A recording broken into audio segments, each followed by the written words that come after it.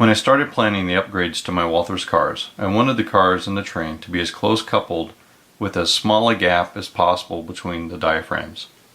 UP uses tube-type diaphragms, which was easy to replicate with 8-inch heat shrink tubing. The first tubing I ordered turned out to have a wall thickness too thick, reducing the flexibility.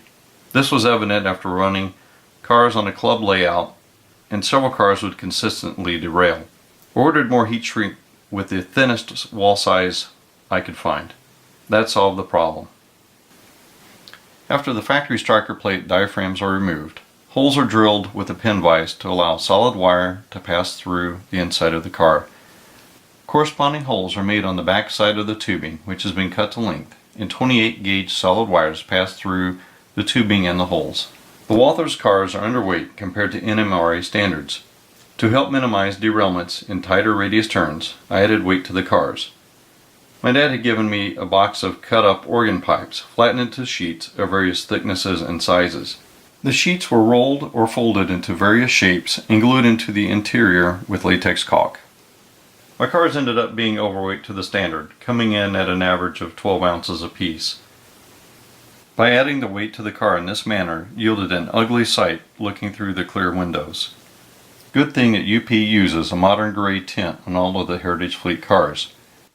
I picked up some 20% static cling type window tint and cut strips to size and placed behind the windows on the cars. With so little area for light to show through, you cannot see into my cars. A good thing to hide the weight, but not perfectly prototype either. When the sun is just right, you can see through the prototype windows as in the picture below. But many videos and pictures show that is not always the case as the picture above. So my window tint is not completely out of line compared to the prototype. When I originally acquired the cars, testers still produced the Polyscale brand of railroad paints. The Polyscale Harbor Mist Gray is as close to a perfect match as you can get to the gray used on the Walthers cars. The dome portion of this car is the factory paint. The foreground on the roof is painted straight out of the bottle. The armor yellow is a different story. Polyscale and Walthers paint are way off. This discarded side shows the test samples as I mixed colors that would match. Starting with the Polyscale armor yellow, I added railbox yellow and BNSF heritage orange until I could not tell the difference between my paint and the factory paint. As I dialed in the color, test spots became harder to tell from the factory paint. Many decals are from microscale. I cut up small decals of data plates and warning labels from modern locomotive decal sheets and placed along the side seals using prototype pictures as a guide.